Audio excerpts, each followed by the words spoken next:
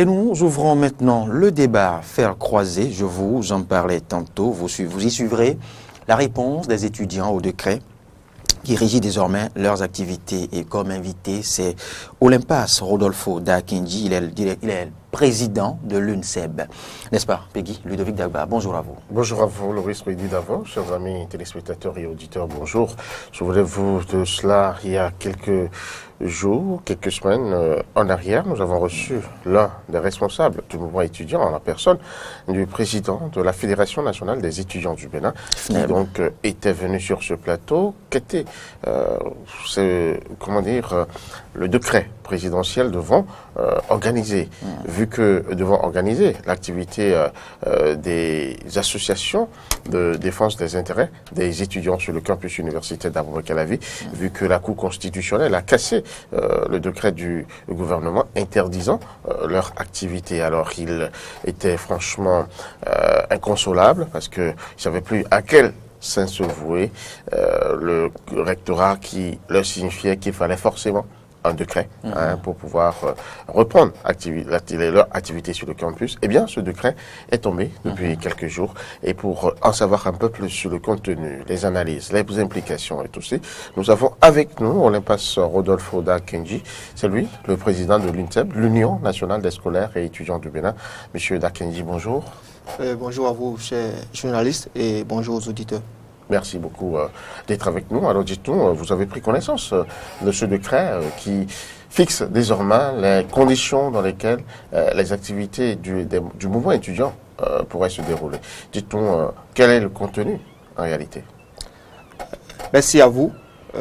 Nous avons eu vent du décret, comme tout le monde, sur les réseaux sociaux d'ailleurs, parce que figurez-vous que juste là, le gouvernement ou l'autorité qui a pris ce décret n'a pas songé nous en faire copie, alors qu'en réalité nous sommes réellement les véritables concernés par ce décret. Et donc voilà une première faille que nous avons notée. Mais ceci dit, je voudrais d'abord dire quelque chose. Tout ce qui est fait pour moi, sans moi, est fait en réalité contre moi. C'est pour dire quoi? C'est pour dire que ce décret, dans sa prise, dans le processus de sa prise, les associations étudiantines que nous sommes n'avions pas été associées. On n'a pas songé à recueillir nos propositions par rapport à ce qu'il y a lieu de faire. Et donc, 5 octobre 2016, on a suspendu les activités des organisations fêtières, et le 2 octobre 2017, quasiment un an après, on les a rétablis par un décret, mais sans pour autant au préalable nous associer pour discuter et faire des propositions allant dans ce sens. Voilà ce que je puis dire dans la forme de la prise de ce décret. Votre confrère qui était sur le plateau il y a de cela quelques semaines parlait d'une lettre ouverte que vous aviez adressée au chef de l'État. Est-ce à dire que vous n'avez pas été entendu, le chef de l'État n'a pas instruit ses services pour vous écouter, recevoir et discuter avec vous avant la sortie de ce décret?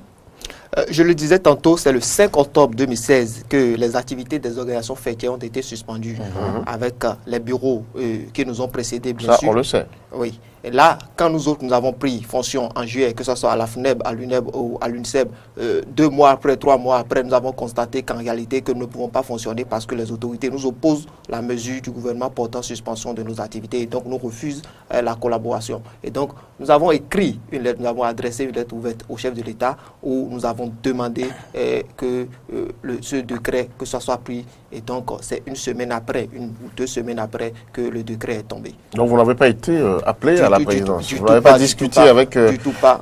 Même pas avec l'autorité ministérielle. Et figurez-vous, quand nous sommes installés il y a 3 mois, juste là, nous n'avons pas été reçus par les autorités ministérielles. Nous avons adressé des demandes d'audience, une première, une deuxième. Chacun en a envoyé individuellement la FNEB, l'UNEB, l'UNSEB. Et ensemble, nous avons encore signé une demande d'audience conjointe. Mais figurez-vous, jusqu'à l'heure où nous parlons, les autorités ministérielles n'ont pas songé nous rencontrer et nous écouter par rapport aux préoccupations que nous avons apportées. N'est-ce pas peut-être parce que vous n'avez pas respecté le processus pour saisir l'autorité?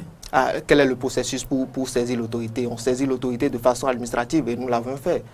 Est-ce que vous avez pris par les autorités rectorales, par Rectorale, exemple? c'est important. Parce que quand même, c'est votre important. premier interlocuteur. Non, Pour le respect de l'hiérarchie. Je ne pense pas, ça n'a jamais été le cas. Pour rencontrer l'autorité rectorale, il suffit seulement d'adresser une demande à l'autorité rectorale. Pour rencontrer l'autorité ministérielle, il suffit aussi d'adresser une demande à l'autorité ministérielle. Est-ce que par le passé, c'est arrivé comme ça?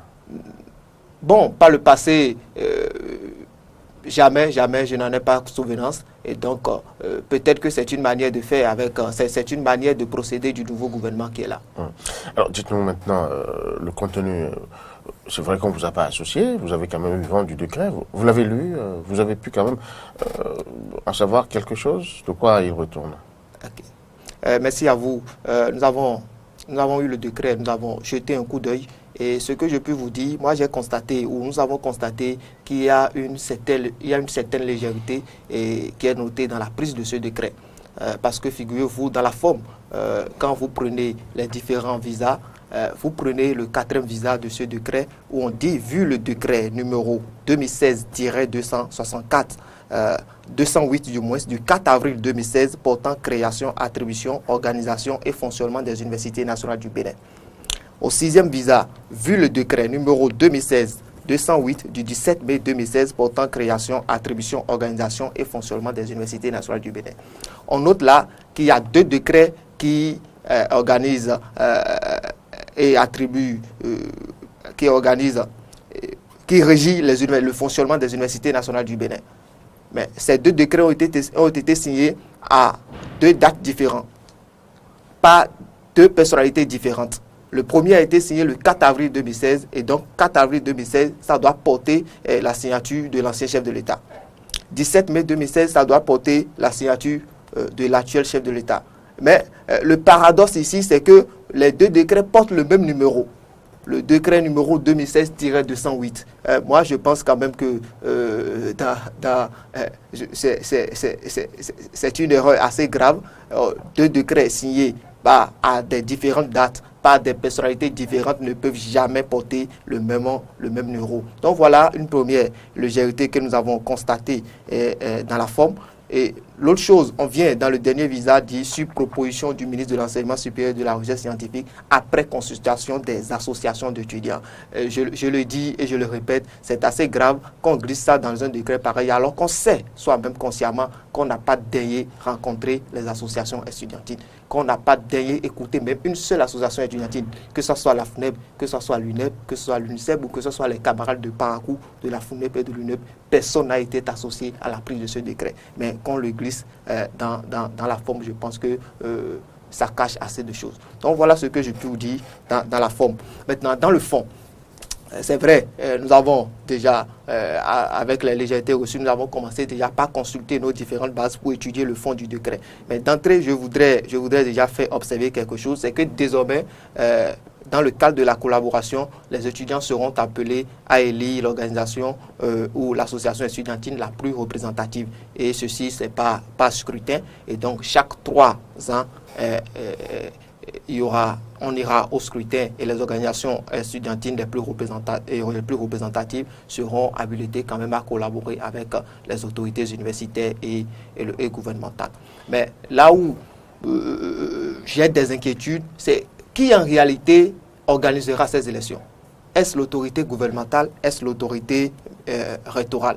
Parce que là, la crainte que j'ai tout de suite, c'est quand c'est l'autorité gouvernementale qui l'organise ou c'est l'autorité rectorale qui l'organise. Avant même qu'on aille au scrutin, l'autorité rectorale ou gouvernementale aurait déjà choisi l'organisation avec qui elle entend collaborer pour les 3 années à venir. Parce que 3 années, moi je pense que c'est fait à dessein. Parce que 3 années, pourquoi? 3 années parce que le régime qui est là, il ne lui reste plus que 3 ans pour partir en 2021. Pourquoi 3 années? 3 années parce que le mandat de l'équipe rectorale, 3 ans, on veut arrimer la collaboration d'une organisation par rapport à la mandature d'une équipe rectorale. Je pense que c'est fait à dessein. Mais ça pose quel problème? D'ici ces 3 ans. C'est où le... 3 ans, figurez-vous que dans ces conditions, nous allons aux élections et que une organisation ou 2 organisations ont atteint le seuil de représentativité et tout. la troisième, actuellement, je prends le cas de l'UAC, la troisième qui n'est pas arrivée à en sortir, elle fait quoi pendant les 3 ans? Elle disparaît. C'est une manière de le faire disparaître. C'est une manière de le faire disparaître. Et donc, ça n'a jamais été dit. Elle peut travailler, elle peut exister, travailler, jusqu'à revenir, peut-être à engranger plus de représentativité. Dites-moi, une organisation qui a des propositions, mais n'a pas la possibilité de faire ses propositions aux autorités concernées. Pourquoi voulez-vous qu'elle existe? Elle va disparaître. Elle va disparaître. Il n'y a rien à faire, elle va disparaître. Pourquoi pensez-vous qu'elle va disparaître? Elle va disparaître. Pourquoi? Je pense que c'est une exigence pour le meilleur de vous-même en tant que... La vie, c'est un combat. Moi, je pense sincèrement, ou nous pensons sincèrement que c'est la tentative du musellement quand même de la liberté d'expression sur les campus. Parce que nous sommes quand même à l'université. Monsieur Dakenji, pourquoi ne voulez-vous pas satisfaire aux critères de représentativité? J'ai dit tout à l'heure que nous sommes en train de faire des consultations. Et donc, dans Dada, nous ne rejetons pas le décret. Je suis en train de vous faire observer les inquiétudes que nous avons. Oui, mais c'est des inquiétudes qui ne sont pas fondées. Il y a assez de choses. Puisque quand vous voyez, sur ce point que vous évoquez, vous voyez un peu la même chose au niveau des syndicats. Je crois que le gouvernement veut amener la même façon, en tout cas, comment dirais-je, la même méthode au niveau des syndicats qu'à l'université. Vous ne pouvez vivre, vous n'êtes viable que lorsque vous avez vraiment une bonne représentativité au sein de vos mandants.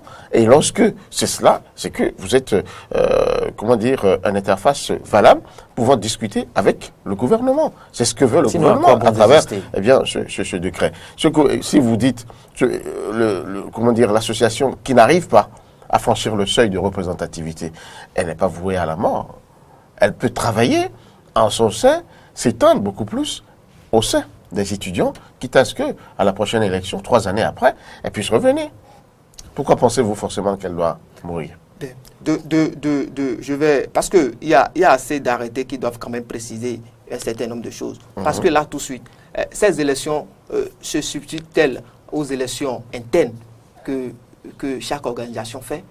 C'est là aussi l'interrogation. Parce qu'aujourd'hui, l'inquiétude de tout le monde aujourd'hui, si aujourd'hui nous devons aller aux élections et que je suppose que c'est l'UNICEF qui atteint le seuil de représentativité, cela sous-entend que le bureau actuel de l'UNICEF dont je dirige aura la charge de conduire la négociation au nom des étudiants. Pendant 3 ans. Pendant 3 ans. Ben oui. Je pense quand même que c'est assez 3 ans, moi je serai encore étudiant. Est-ce que l'on a arrimé cela par rapport à mon cursus, à mon évolution? Est-ce que si moi je dois finir... Si vous n'y êtes plus, il y a forcément des membres de l'UNICEF qui y seront. Je crois que vous avez un mandat d'1 an au niveau de l'UNICEF. Oui, mandat d'1 an. Et c'est là je pose il s'agira pour l'UNICEF désormais de réorganiser ses tests pour voir si le mandat d'1 an correspond à ce que veulent les nouvelles conditions ou s'il faut réformer pour pouvoir satisfaire aux exigences. Voilà. Vous avez sorti le mot, ça sous-entend que le gouvernement indirectement est en train de nous dicter la manière de fonctionner à l'interne. Nous sommes quand même une association. Si la proposition du gouvernement est meilleure. Bon, que cela ne tienne. Moi, je ne pense pas que c'est la meilleure. Il y a peut-être... réfléchissez et trouvez la bonne formule. Je l'ai dit, les concertations sont en cours, mais c'est des inquiétudes que nous posons par rapport au décret qui est pris en l'état là. En l'état, moi, je pense qu'il serait très difficile de l'appliquer. Parce que l'autre chose aussi, on dit 30% seuil de représentativité. Mais dans le même temps, on dit qu'il y a une pléthore d'associations sur le campus, 30%. Il n'y a que 3 organisations fêtières à l'université d'Abomey Calavi. Si on va aux élections, les 3 organisations qui existent peuvent obtenir les 30%. C'est à vous de voir. Peuvent obtenir les 30%. C'est 30% le seuil de représentativité. Et donc, les 3 peuvent obtenir. Ça, les 30, ça fait 90. Donc, ils peuvent se partager les... Mais, alors, à quoi bon d'avoir, sous prétexte qu'il y a une pléthore d'activités et d'organisations étudiantines sur le campus, d'avoir suspendu les activités pendant 1 an pour encore nous ramener d'une manière ou d'une autre à l'ancienne formule? Ben, vous n'avez pas encore organisé les élections. Vous ne savez pas les conditions dans lesquelles les élections vont se dérouler et les critères. Ce que je dis, et je le martèle encore, si ça doit se faire, nous n'avons pas été associés à la prise du décret, on ne nous a pas écoutés, ils n'ont pas recueilli nos propositions, mais je crois et nous tenons fortement que si il doit y avoir des arrêtés qui doivent préciser l'application de ce décret, il faut forcément que nous passions dedans. Nous avons des propositions.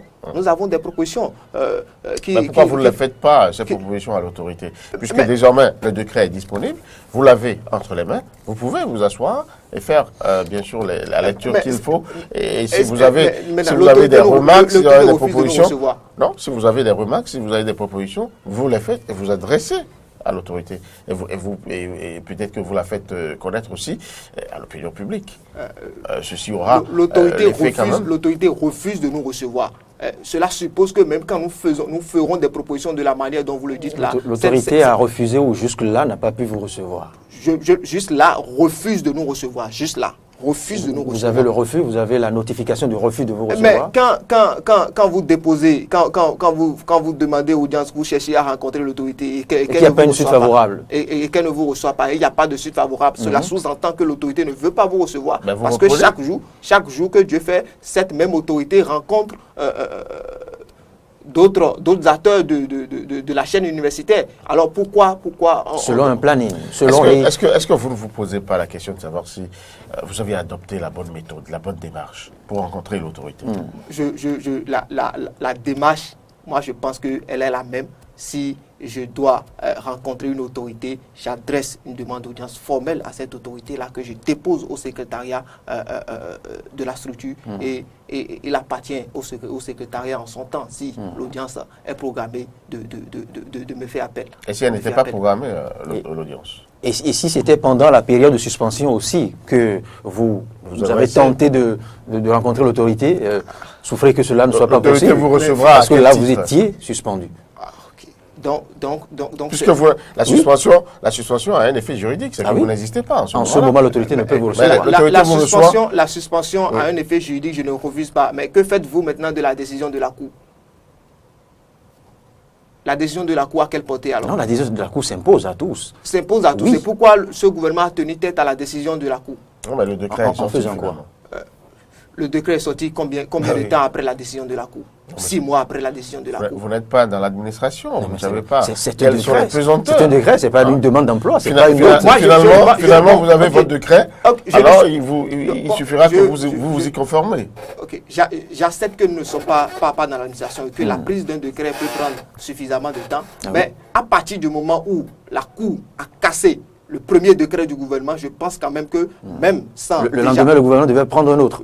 Même, je ne dis pas ça, même sans déjà avoir pris le nouveau décret, il faut continuer toujours à collaborer sur les bases de départ, sur les bases qu'il y avait. Il faut toujours continuer à collaborer. Oui, ça c'est votre conception des choses.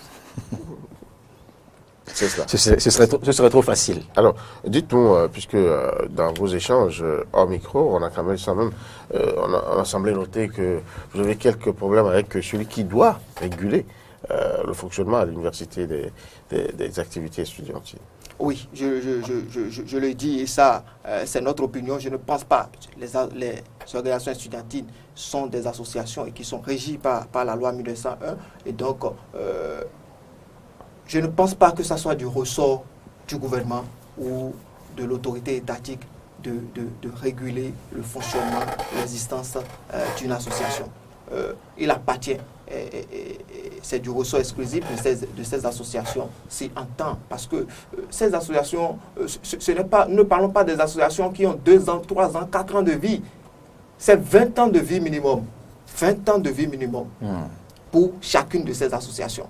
Et donc, si aujourd'hui, si on convient à ce que nous faisons, ça ne nous arrange pas, je pense que c'est encore du ressort de nous-mêmes, entre associations, de nous voir et discuter, faire des propositions pour dire, bon, voilà, le contexte s'impose à nous, voilà désormais tel que nous allons fonctionner. Mais quand c'est le gouvernement qui se substitue à ces associations sans pour autant les associer pour recueillir quand même les propositions, nous pensons quand même qu'il y a il y a une intention qui est cachée dans ce qui est fait là. Qu'est-ce que vous auriez souhaité? Que le gouvernement vous laisse la main pour vous dire, bon voilà, je ne me retrouve plus dans ce que vous faites, mais je veux que vous alliez vous voir, que vous me proposez quelque chose, c'est ça? Écoutez-nous, il faut que le gouvernement accepte de recevoir nos propositions par rapport à ce qui se fait actuellement. Mais ce n'est pas le cas. Ce n'est pas le cas. Oui. Mais lorsque vous savez que nous sommes quand même dans un état de droit où l'université n'est pas un espace ouvert, c'est quand même, il y a un appareillage qui gère l'université, je veux parler du rectorat. Pourquoi pensez-vous que je n'ai pas du ressort du gouvernement d'interférer, d'interdire, en tout cas d'intervenir dans vos fonctionnements?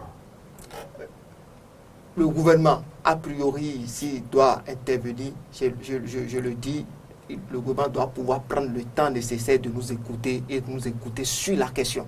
D'accord, donc vous fustigez votre non-association aux décisions, aux décrets et autres. Ce que c'est fait là, c'est un mépris à la couche estudiantine, c'est un mépris. On ne peut pas être à l'université et que les tests seront taillés de cette façon-là depuis la marina est tombée à l'université d'Abomey-Calavi, sans qu'au préalable, les représentations d'étudiants ne soient pas associées et pour faire des propositions dans tel ou tel autre sens. Et comment pensez-vous réagir? Ce soir encore les pneus brûlés, la merde déversée dans les amphis, excusez l'expression, ou comment dire, les grèves tonitruantes. Qu'est-ce qui va se passer dans les prochains jours? Nous sommes quand même en train de porter à connaissance le nouveau test, à connaissance de nos structures de base. Nous allons organiser des assemblées générales et tout, et après notre position par rapport à ce qui est fait là, nous allons le faire savoir à l'opinion nationale.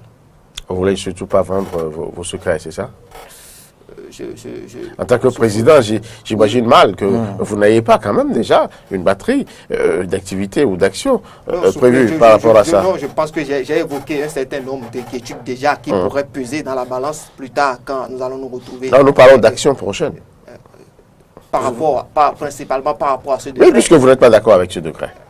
C'est ça, je le dis. J'ai dit voilà. les actions, ce n'est pas du ressort d'un bureau, ce n'est pas du ressort d'un président. C'est toute une chaîne. Nous faisons les consultations de base pour quand même décider de ce qu'il y a lieu de faire. D'accord. Monsieur le Président de l'UNICEF, est-ce qu'il n'est pas temps, puisque vous avez dit tout à l'heure que les associations ont 20 ans de vie, ce sont de vieilles instances qui existaient au campus. Est-ce que vous vous posez la question de comprendre comment, par le passé, les aînés exprimaient leur ras-le-bol, revendiquaient tel ou tel point? Est-ce que c'est de la même manière que cela se fait? Les contextes ne sont pas les mêmes pour qu'on fasse comparaison. Et même si l'on tente de comparer, je pense qu'il n'y a pas grande chose qui ait changé. Il n'y a pas grande chose qui ait changé. La seule chose peut-être que moi je note, et pour moi ce n'est pas une faiblesse, c'est une force, c'est qu'aujourd'hui dans les associations et tout, il y a beaucoup plus d'étudiants de jeune âge qui militent. Violents. Bon, violent, moi je ne pense pas. C'est l'étiquette qui est collée à l'étudiant. Non, mais vous avez suivi la dernière question de Peggy Ludovic Dagua. Il a tout résumé. Il a résumé les derniers shows, les dernières manifestations sur le campus d'Abomey-Calavi. Moi, je pense que... où il y a eu des comportements orduriers, des comportements qui ne collent pas à l'étudiant. Vous êtes d'accord avec moi? L'opinion ne se tâte qu'à cela quand ça se produit. Mais en amont, ce qui a été fait, personne ne voit. En amont, toutes les démarches que ces organisations ont tenté de mener. Vous avez l'occasion d'en parler, par exemple. Allez-y. Nous avons toujours, moi je le dis et je le répète, que ce soit la FUNEB, l'UNEB et l'UNICEF, le mode d'action quand même qui est commun à tout le monde, c'est la négociation. Nous tentons toujours de négocier, nous faisons des propositions. Mais figurez-vous que nos propositions, soit on ne nous écoute pas, soit quand vous les faites, c'est que vous n'êtes même pas considéré. Donc, Mais que faites-vous Non, mais c'est l'image que les manifestations ont donnée aux étudiants. Que faites-vous pour vous faire accepter? Parce que là, franchement, vous êtes sans voix. On constate que vous heurtez à un blocus, à vous recevoir, par exemple, par le ministre de tutelle. Il y a quand même un problème que votre ministre, je vais dire celui qui, ma foi, a la charge de gérer l'université en dernier ressort, refuse de vous recevoir. Il y a un problème. Pourquoi vous ne cherchez pas à comprendre le problème, à l'identifier et à le régler pour que ça puisse quand même désormais... Je pense sincèrement que le problème ne vient pas de nous. Le problème, il appartient à l'autorité ministérielle de nous le dire. Le problème ne vient pas forcément de nous. J'avoue que ces dernières années, il y a eu des choses peu orthodoxes qui ont été observées dans le mouvement étudiant, mais je pense quand même que un tout petit peu barbare. Je pense quand même que avec la nouvelle dynamique que nous avons prise, nous sommes quand même en train de chercher à corriger et assez de choses. C'est important. Nous y travaillons.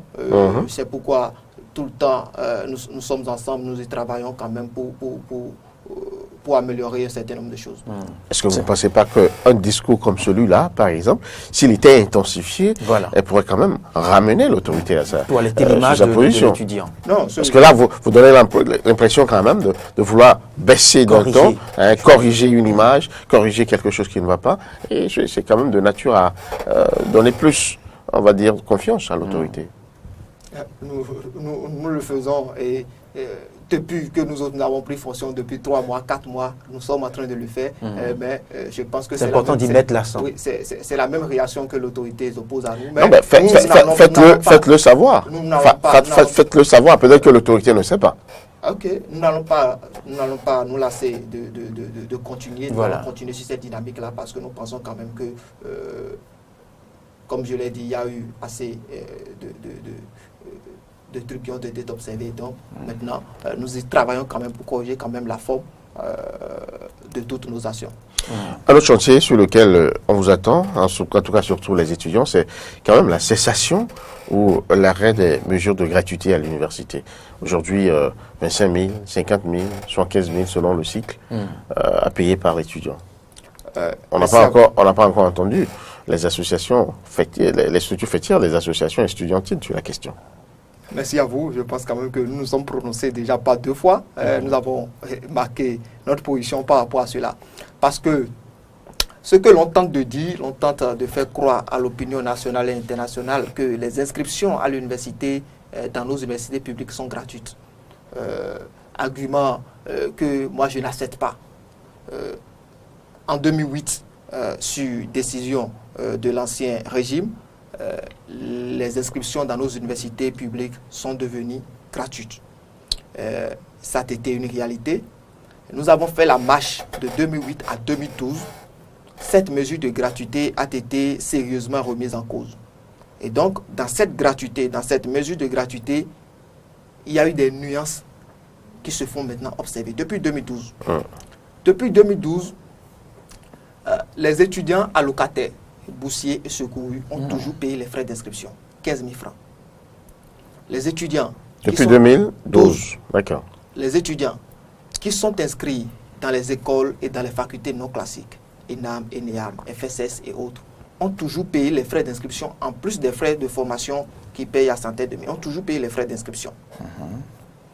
Les étudiants qui échouent et qui doivent reprendre une année académique payent les frais d'inscription.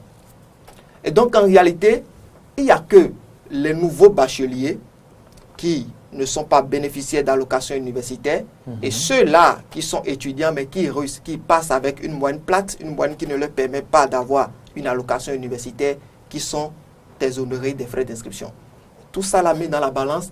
Il y a 80% des étudiants qui payent les frais d'inscription qui sont 15 000 francs. Et donc, ce qui est fait là, non seulement on a supprimé cette gratuité relative qui existe, mais l'on a encore haussé les frais d'inscription dans nos universités. Donc, 15 000 francs, on est passé à 25 000 francs. Donc, et on nous dit, l'argument qu'on avance, on dit que c'est une directive de l'UEMOA. Moi, je pense quand même que nos autorités nous amènent quand même à faire des comparaisons, parce que au Burkina Faso, au Mali, au Togo, les inscriptions sont toujours à 15 000 francs. Ce n'est pas que nous, la qualité de l'enseignement que nous recevons au Bénin est meilleure qu'aux autres. La preuve, au dernier classement des meilleures universités, l'université d'Abomey-Calavi est sortie 147e. Loin derrière le Togo, derrière l'université de Lomé qui est sortie 106e. Donc, on ne nous dira pas que c'est parce que nous avons une meilleure qualité d'enseignement. Ça c'est l'autoflagellation. Qu'il faut hausser les frais d'inscription. Mais ce qui se fait, même au Togo, même quand les gens se loin derrière, mais vous ne nous avez pas précisé le rang des autres. Du Burkina Faso et tout, j'ai dit le Togo 106e, l'université de Lomé 106e, l'université d'Abomey-Calavi 147e. Vous voyez le grand écart. Au Togo, les gens payent 15 000 francs pour s'inscrire à l'université. Jusqu'à l'heure où nous parlons. Jusqu'à l'heure où nous parlons. Vous avez les preuves? Oui. Et le gouvernement, pour tous les nouveaux bacheliers, tous les nouveaux bacheliers ont une allocation forfaitaire de 67 000 francs. Mais chez nous, ce n'est pas le cas. Donc, dans les autres pays, on voit que le gouvernement, quand même, est soucieux, prend la question de l'enseignement supérieur à cœur et y met des moyens. Mais ici, on ne veut pas faire un effort.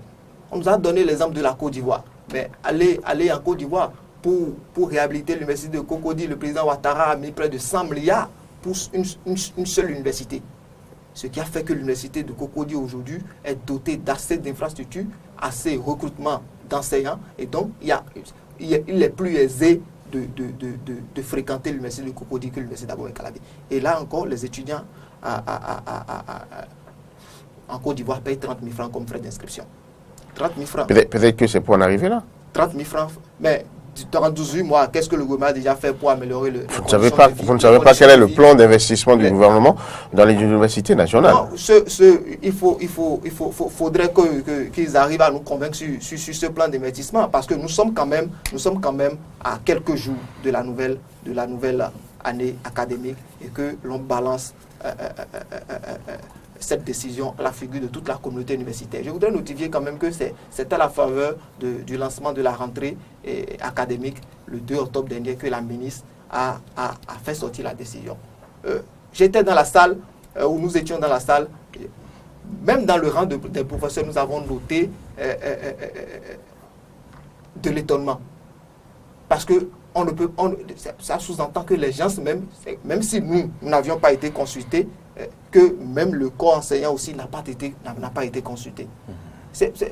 Je pense que c'est assez grave que de telles mesures soient prises à 2 semaines de la rentrée académique. Les étudiants, ceux-là qui ne se sont pas préparés pour payer une telle somme, pour payer les inscriptions à telle hauteur, les parents d'étudiants également qui ne se sont pas préparés pour payer des frais d'inscription à telle somme, à 2 semaines de la rentrée, on leur demande quand même que désormais, qu'il faut payer 25 000 francs, 50 000 francs, 70 000 francs si l'on doit s'inscrire à l'université. Nous pensons quand même que cette manière de faire là, nous avons notre position par rapport à cela. De toute façon, le mot d'ordre ou le discours que nous sommes en train de tenir, il n'y a pas question que les étudiants du Bénin payent ces sous-là. Il faut quand même que le gouvernement prenne la responsabilité sur elle-même d'améliorer les conditions de vie et de travail. On ne peut pas payer 25 000 francs pour venir s'asseoir, pour venir au cours et s'asseoir à même le sol. On ne peut pas payer 25 000 francs pour un cours de 10 heures, se réveiller à 2 heures du matin, à 3 heures du matin pour avoir une place dans l'amphithéâtre. Et c'est dans ces conditions que nous étudions à l'université d'Abomey-Calavi. C'est dans ces conditions. Vous êtes d'accord si ces conditions-là sont enlevées, vous êtes prêt à payer les coûts? Je ne dis pas ça, ce n'est pas automatique. D'accord. Merci à vous. Nous arrivons malheureusement au thème de cette émission. Est-ce que vous avez un dernier mot, une exhortation quand même pour que la sérénité puisse gagner les rangs et que les heures qui viennent seront meilleures? Merci à vous. Je voudrais quand même inviter les autorités à divers niveaux, rectorales et gouvernementales, quand même au sens élevé de responsabilité, et à nous accepter, à accepter nous recevoir, à accepter nous écouter, à accepter recevoir les propositions que nous voudrions bien les faire par rapport à telle ou telle autre décision. Merci à vous, monsieur Olympas Rodolfo Da Kenji, vous êtes le président de l'UNSEB, l'Union nationale des scolaires et étudiants du Bénin. Vous étiez sur ce plateau pour apporter la réponse des étudiants au décret qui régit désormais leurs activités à l'université. Vous l'avez dit, vous n'êtes pas d'accord avec ce décret, tant dans le fond que dans la forme. Malheureusement, vous n'arrivez pas à vous faire recevoir par l'autorité pour les lui exprimer de vive voix. Vous êtes aussi contre la suppression des mesures de gratuité à l'université d'Aboubacar-Lavi. Vous êtes étendu au cours de cette émission de long à large sur les raisons, les inquiétudes. Vous les avez également formulées au cours de cette émission. Nous espérons simplement, comme vous venez de le dire enfin, que l'autorité pourra vous recevoir afin que vous puissiez lui dire tout ceci de vive voix. Merci à chacun et à tous de nous avoir suivis. C'était Faire Croiser. Merci Peggy Ludovic Dagba.